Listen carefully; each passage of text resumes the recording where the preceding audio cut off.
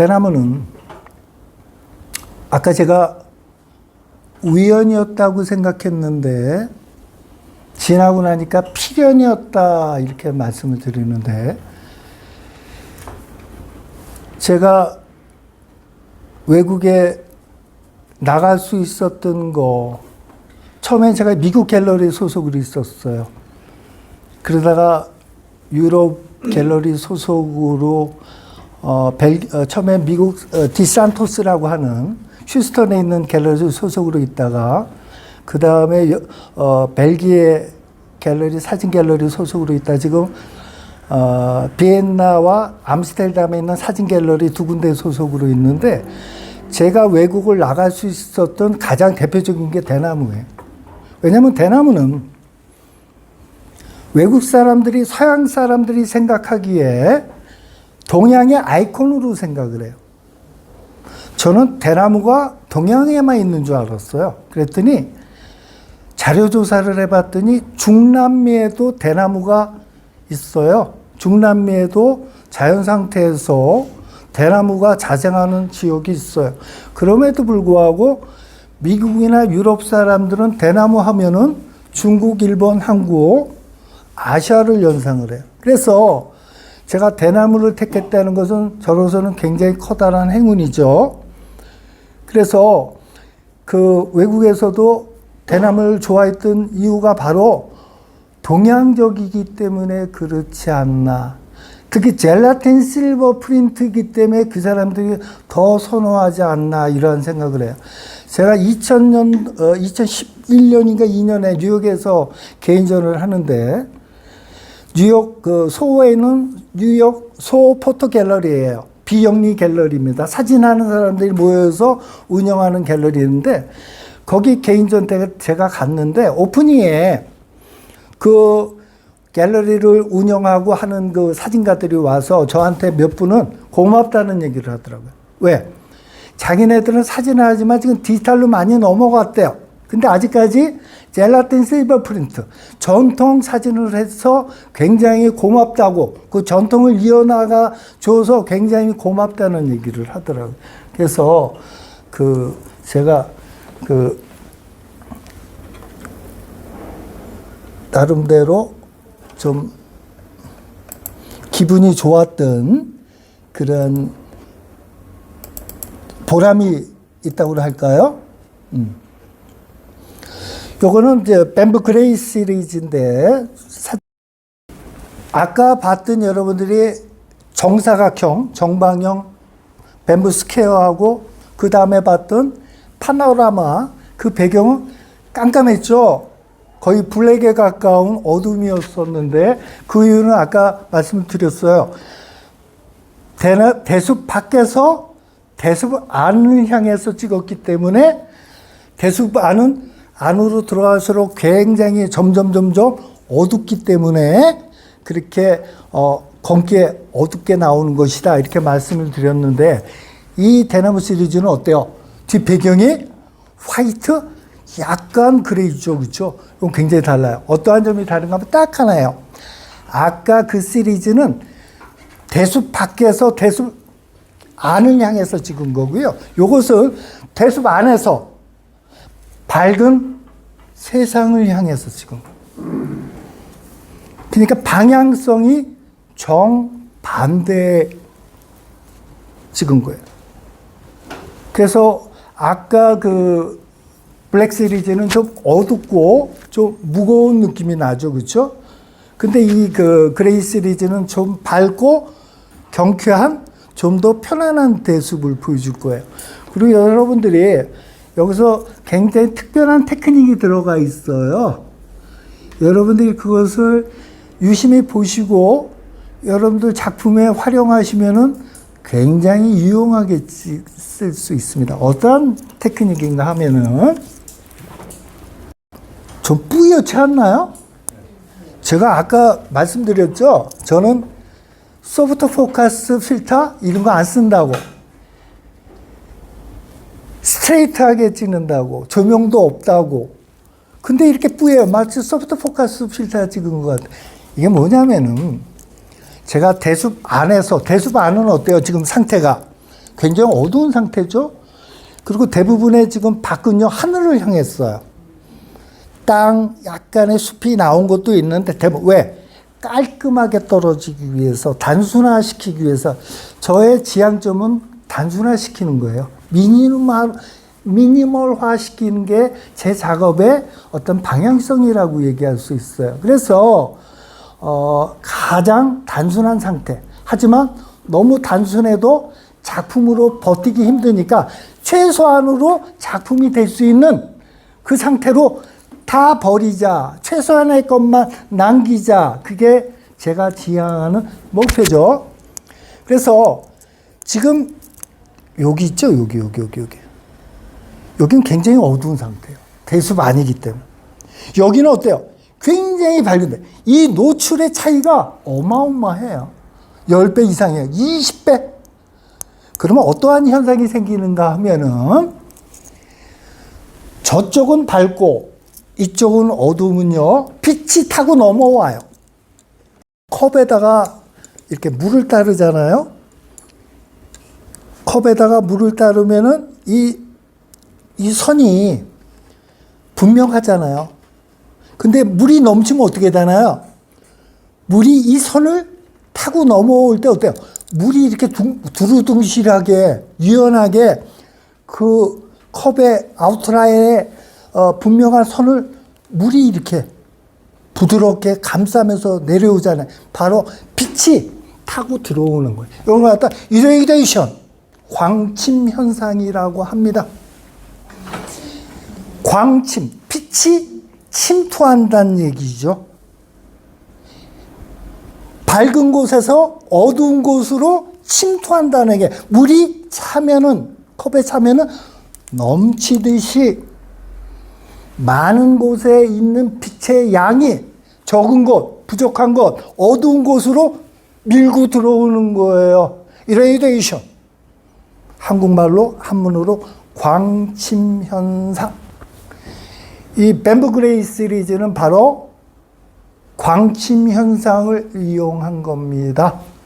그래서 현실의 대나무를 찍었는데 몽환적이고 추상적이고 때로는 감미롭게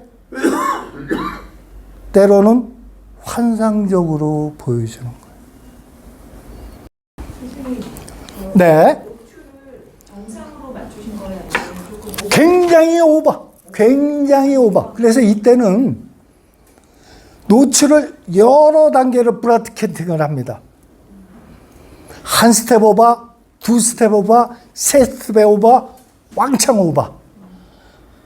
그렇게 해서 나중에 얼마만큼, 왜냐하면 여기서 더 노출을 오버시키게 되면 얘 선 자체가 없어져요. 여기서 빛을 덜 주게 되면 얘가 단단하게 나오죠. 블랙이 선이 견고하게, 단단하게, 분명하게. 그래서 제가 브라켓팅을 제일 많이 했던 사진은 내가 바다 사진을 찍을 때, 내 안의 바다라고 하는 아까 말씀드렸던 금호미술관의 바다 사진을 찍을 때 그때 칼라 슬라이드로 찍었거든요. 그래서 반 스텝 정도 해서 계속 찍었어요. 왜냐면은 노출에 따라서 반 스텝에 따라서 색이 달라지잖아요. 바다의 물색이 달라지고 하늘의 색이 달라지고. 그래서 그때 브라켓팅을 많이 했거든요. 제가 노출이 자신이 없어서가 아니죠. 반 스텝에 따라서 색이 달라지기 때문에. 그리고 바다만큼 많이 한 게 바로 뱀버 그레이 시리즈입니다. 왜? 이 노출의 격차를 얼마만큼 줘야지 광침 현상이 최대한도로 효과를 보겠는가? 그것이 너무 오버가 너무 심하게 되면 대나무 형태 자체가 뭉개지니까 형태는 최소한의 형태는 지키면서 그 부드러움, 빛과 대나무가 만들어온 그 부드러운 경계가 허물어지는 정도, 그 정도의 결과물을 제가 원해서 했던 것이죠. 지금 네. 사진이 이제 흐릿하다 보니까 네. 초점이 어딘지 정확하게 좀 맞아요. 네, 맞습니다. 초점이 여기 맞은 거예요. 여기 맞은 거예요. 여기. 얘는 아웃포커스 된 거고요. 여기 맞은 거예요. 여기서도 제 대나무 작품은 전체적으로 초점, 포커스 맞는 부분, 아웃 포커스 맞는 부분이 늘 함께 하고 있습니다. 그리고 여기서는 초점이 여기 맞았고요. 얘는 아웃 포커스 된 거예요. 그러니까 전체적으로 뿌옇긴 하지만 자세하게 보면은 요 사진들은 여러분들이 제가 요거 또 강의 정리해가지고 유튜브에도 올릴 거고요. 그리고 제 홈페이지 보면은 여러분들이 한 점 한 점 초점이 어디 맞았는지 어떻게 아웃포커스 됐는지 이런 것들을 확인하실 수 있을 거예요. 그러면 저거는 전부 역광인 거예요? 그렇죠.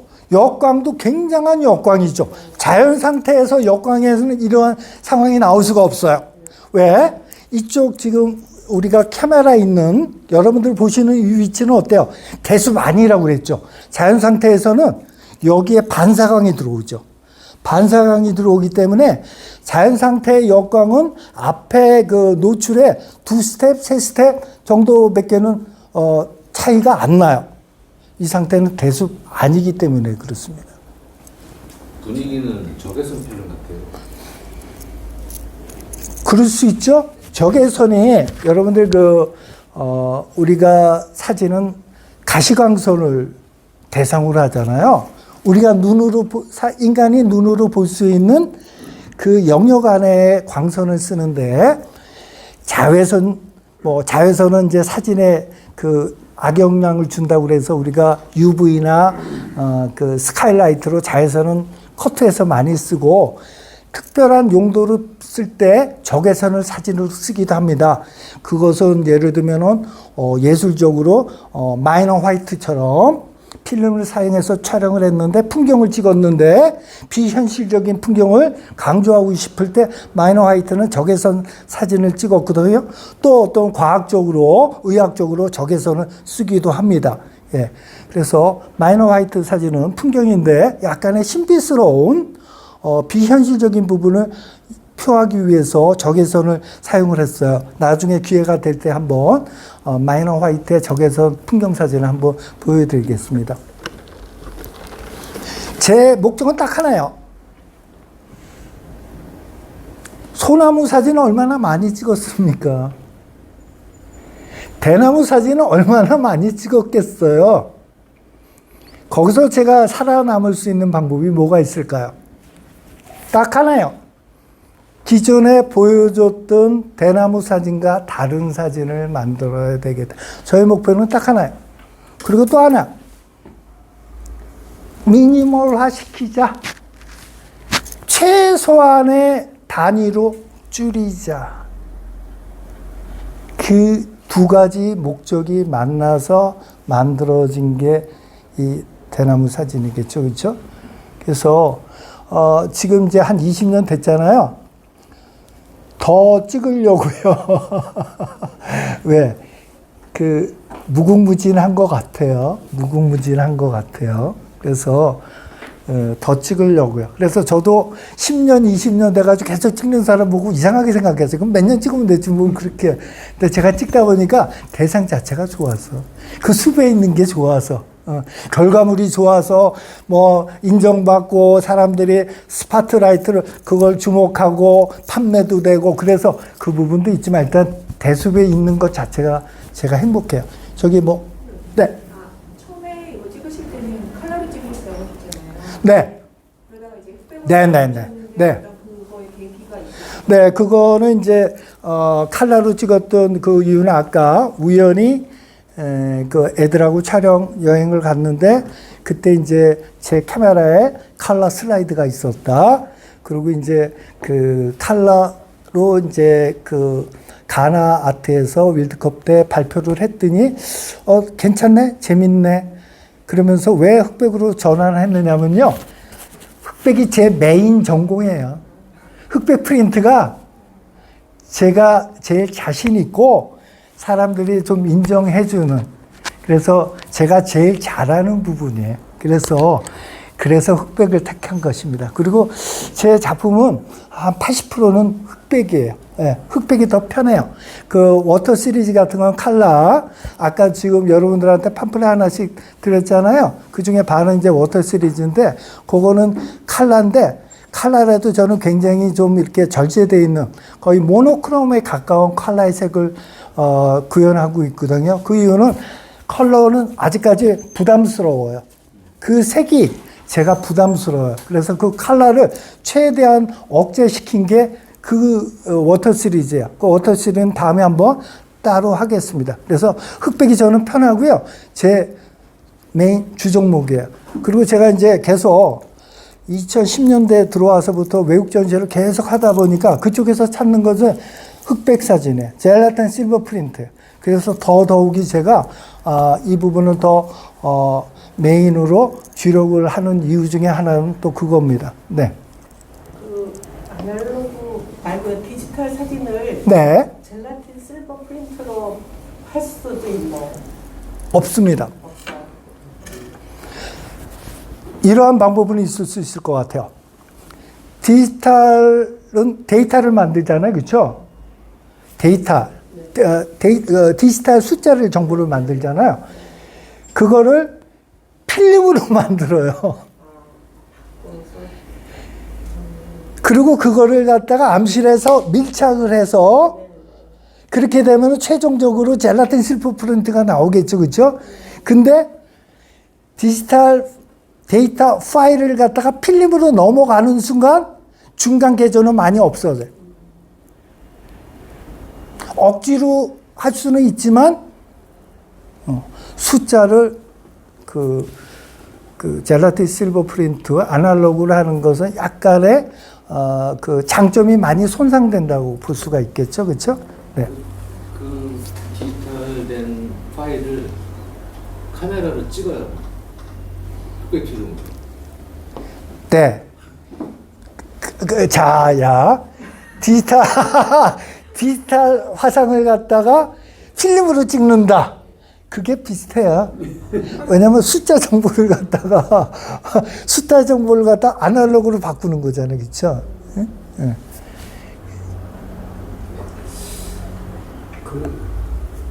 근데 결국은 찍어도 네. 같은 적이 안 나오죠. 네.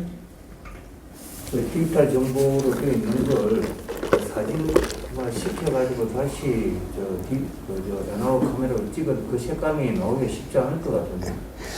네. 그러니까 어쨌든 아날로그는 아날로그의 세계가 있는데 이것을 디지털로 넘기게 되면은 아날로그의 세계가 많이 줄어들죠. 예를 들면은 LP판이 있어요. 우리 젊었을 땐 다 LP판.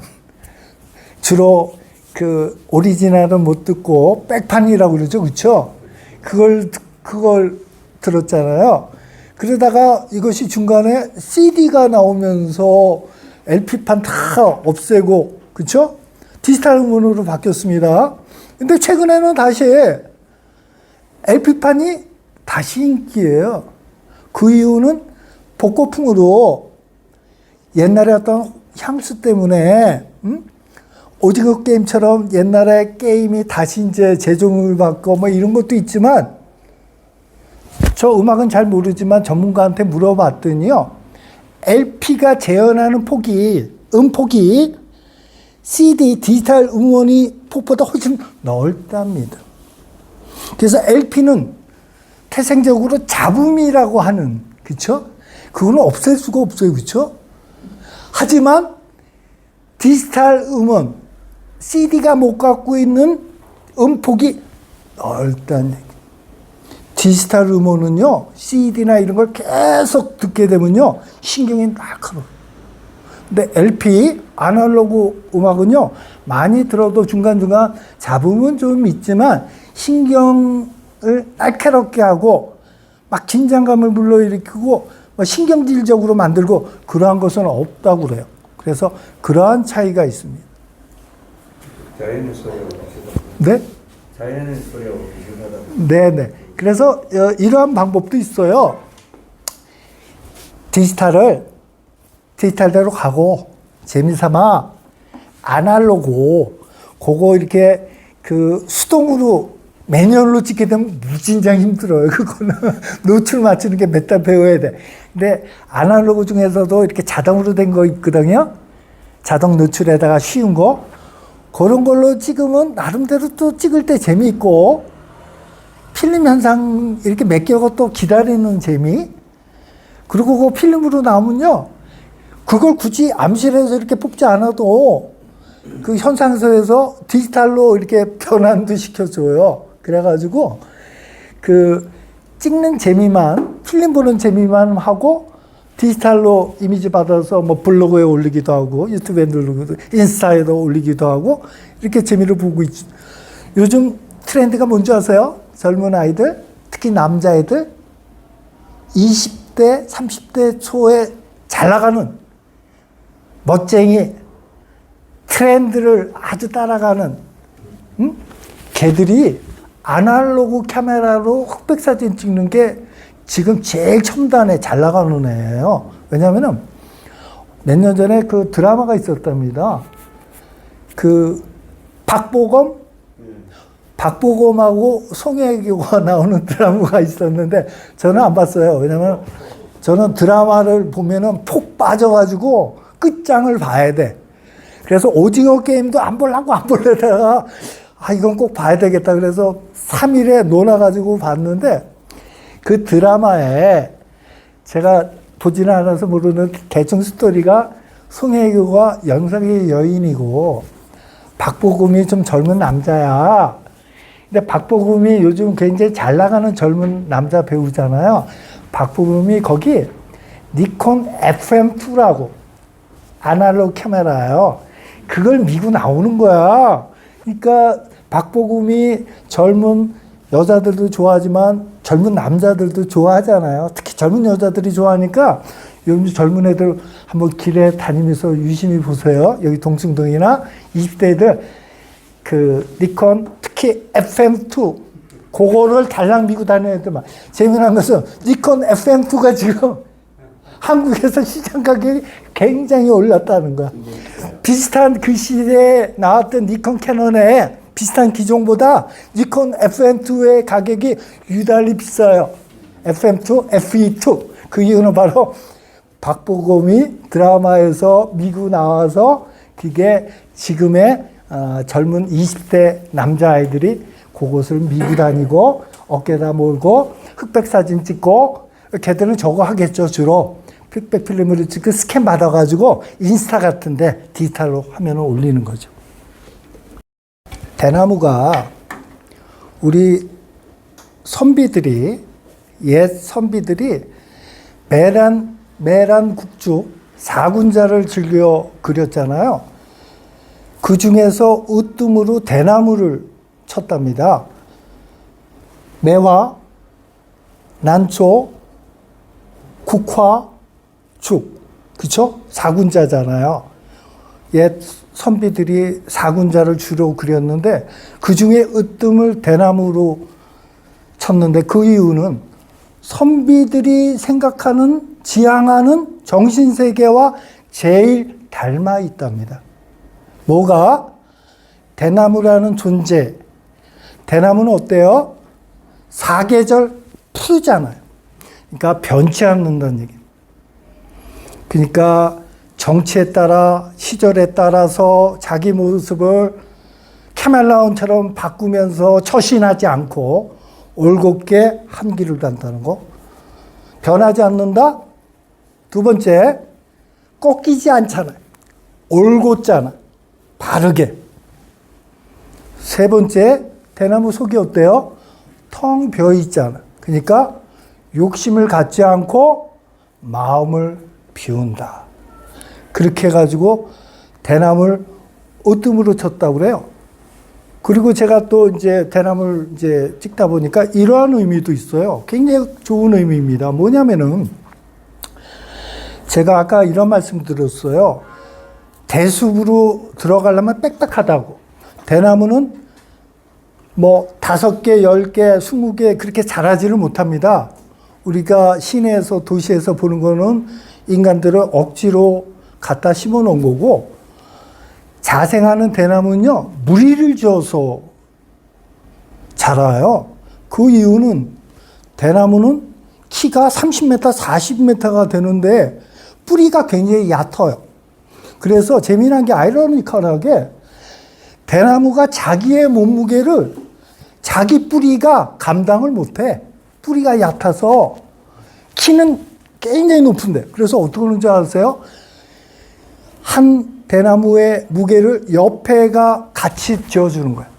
옆에 대나무의 무게를 얘가 같이 지어주는 거야. 그래서 서로 물이 져서 더불어서 살아나갈 수밖에 없는 게 바로 대나무란 얘기죠.